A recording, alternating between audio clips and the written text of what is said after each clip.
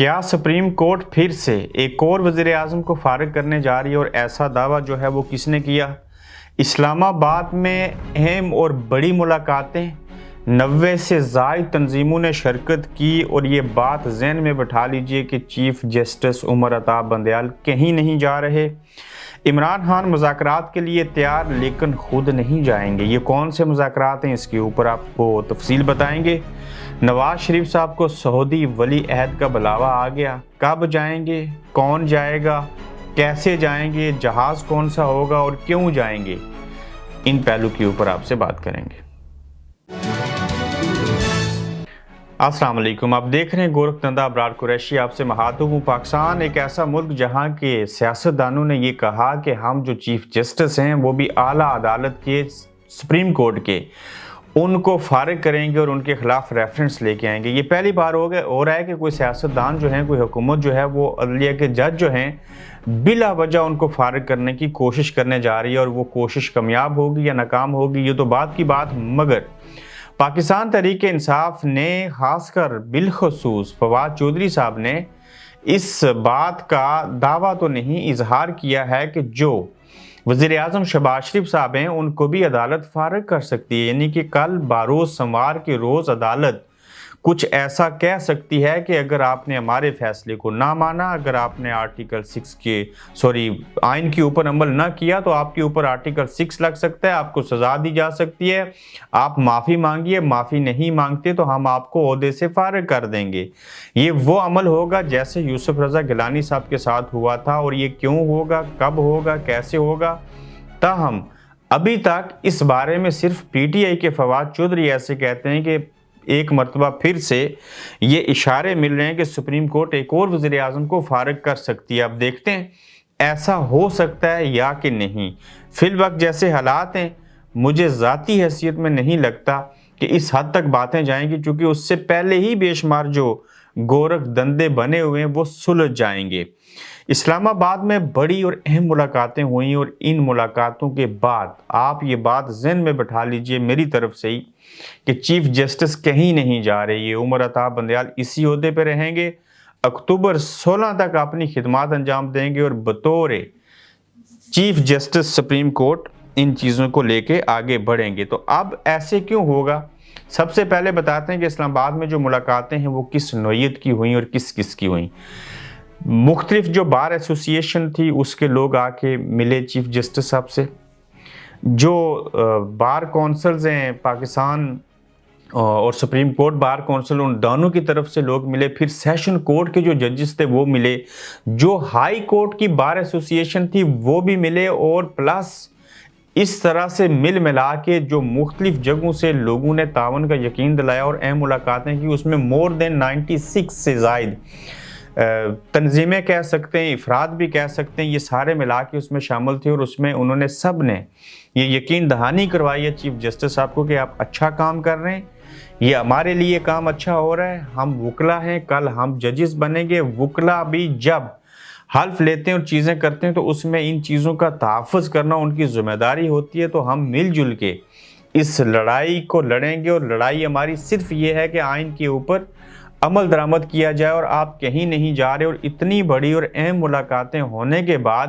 یقیناً جو chief justice ہیں ان کو بھی حوصلہ ملا، وہ پہلے سے حوصلے میں تھے، تو اب یہ لگتا ہے کہ اگر ایسی چیزیں ہو چکی ہیں، اور خاص کر چیف جسٹس جہاں پہ کہیں نہیں جا رہے وہیں پہ آج یہ بھی فیصلہ ہوا کہ چیف صاحب جب آپ کہیں گے یا ہمیں یہ محسوس ہو جائے گا کہ کب ہمیں سڑکوں پہ نکلنا ہے تو ہم شرائع دستور پر سڑکوں پہ نکلنے کو بھی تیار ہیں، ہم ایک ذرا بھی اس میں دریغ نہیں کریں گے، اس میں دیر نہیں کریں گے۔ اور آج کی جو ملاقاتیں تھیں جس میں اتنی بڑی تعداد میں بار ایسوسی ایشن، ہائی کورٹ بار ایسوسی ایشن، سپریم کورٹ بار ایسوسی ایشن اور مختلف ملکوں کے صوبوں کے اندر سے جو لوگ ملے ہیں، اس کے بعد یہ ایک پیج کے اوپر آگے ہیں کہ ہم عدلیہ کے تحفظ کے لیے اور اس کے وقار کے لیے ہر جگہ کے اوپر سٹینڈ لیں گے اور اپنے چیف جسٹس کے ساتھ کھڑے ہیں، لہٰذا آپ وہ سب کچھ آئین کی روشنی میں कानून की रोशनी में कर गुजरिए जो जायज़ है, जो मुनासिब है और जो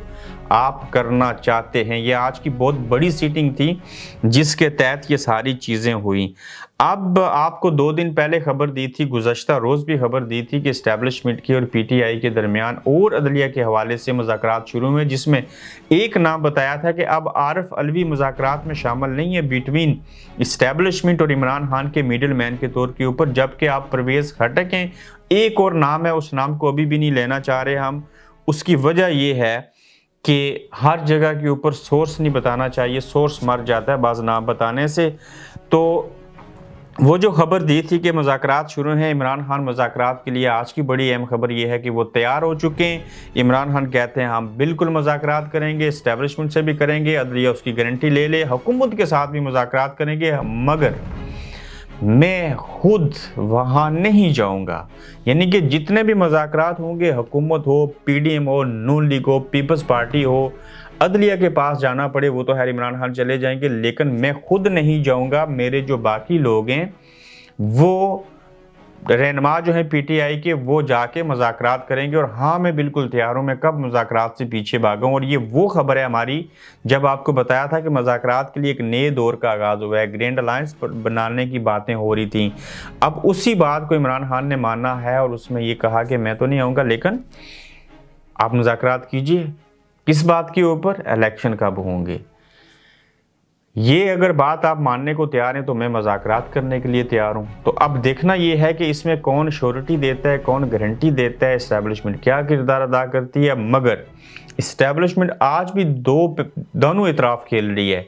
वो पीडीएम के ऊपर भी भरोसा नहीं करती और इमरान खान से भी खौफ खाते हैं। पीडीएम में और इमरान खान में फ़र्क ये है कि उनको पता है इसको अगर हरा ना पाए, ये जिंदा भी रहा, कल इलेक्शन हो गए, अगर ये बंदा जीत गया तो इसने तो हमें लताड़ना है। लिहाजा बेहतर है कि थोड़ा पीक पे हम गए, कुछ चलने की कोशिश की, ना कर सके तो अब इधर भी हमदर्दी दिखाओ, बजाय इसके कि वन वे ट्रैफिक चलाते रहें। और कल पीडीएम वाले जैसे नवाज शरीफ साहब ने एक बार बाजवा साहब का नाम ले लिया, ये भी बोलना शुरू हो जाएं, इधर से भी बला सर पड़ी है तो जाएंगे इधर। तो इस वक्त उन्होंने दानू को राजी रखा हुआ है। इस्टेब्लिशमेंट ने आज तक जिसने उनको आंखें दिखाई हैं वो उनके सामने लेटे। मैं मिलिट्री इस्टेब्लिशमेंट की बात कर रहा हूँ। क्यों लेटे? चूँकि अवाम जिसके साथ हो, इसी अवाम की वजह से तो आर्मी की रिस्पेक्ट है। यही अवाम अगर किसी पॉलिटिकल पार्टी या किसी सियासतदान के साथ खड़ी होगी तो दोनों के मफादात तो सेम है। End of the day Pakistani फौज जो है वो मुल्क और कौम के दिफा के लिए है, इन दोनों के लिए है। तो अगर कौम ही जो है वो खड़ी हो जाए किसी और के साथ और उनका झुकाव कहीं और हो जाए तो फिर उनकी मजबूरी होती है वो बात सुनना और मानना। अगर वरना बाजवा साहब ने जो खिलवाड़ किए हैं, जो चीज़ें हुई हैं, अगर उसी निज़ाम को आगे लेके बढ़ना है फिर तो मुश्किलात होंगी। आप कोशिश कर गुजरे, अब बचा क्या है, किसी को नाअहल करें। देखते हैं इमरान खान को किस केस में नाअहल किया जा सकता है। ऐसी चीज़ें मुस्तकबिल करीब में हो सकती हैं। आखिरी नुक्ता आज का ये है कि नवाज शरीफ साहब को सऊदी वली अहद ने बुलाया है। बड़े अरसे के बाद मज़ीद चीज़ें बेहतर हुई हैं, चूँकि पिछले साल, उससे पिछले साल 3 सालों तक तो ना जा सके। इस बार वली अहद जो हैं शहज़ादा, क्या नाम है उनका, सुलेमान, उन्होंने उनको मदऊ किया। और आखिरी अशरा जो है रमज़ान के 10 रोज़े नसीब वाले हैं वो वहाँ पे गुजारेंगे। और उसमें मरियम नवाज शरीफ साहिबा, नवाज शरीफ साहब लंदन से, मियाँ शहबाज शरीफ साहब वज़ीर आज़म और बाकी वुज़रा भी तैयार हो रहे हैं उनके साथ जाने के लिए। और कैसे जाएंगे?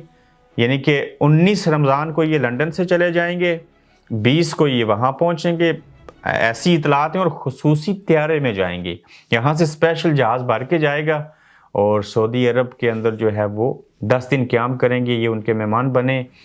चूँकि शाही फैमिली जो है सऊदी अरब की, उनके साथ बड़े अच्छे मरासिम हैं नवाज शरीफ फैमिली के, बड़े लंबे अरसे से, जब ये एग्ज़ाइल में थे तब भी और उससे कबल भी। तो अब फिर से इनको बुलावा आया और ये शाही ख़ानदान के मेहमान बनेंगे। और उसमें देखते हैं क्या क्या चीज़ें डिस्कस होती हैं। लेकिन ज़ाहिर है इनके मरासिम भी अच्छे हैं, वहाँ पर इबादत करेंगे और चीज़ें होंगी। खुसूसी तैयारे में जा रहे हैं, देखते हैं कि मज़ीद इसके हवाले से क्या अपडेट्स आती हैं। आज के तीसरे एपिसोड में इससे भी अहम खबरों के साथ हाजिर होंगे। अपना ख्याल रखें, फिर मिलते हैं आपसे। अल्लाह हाफिज़।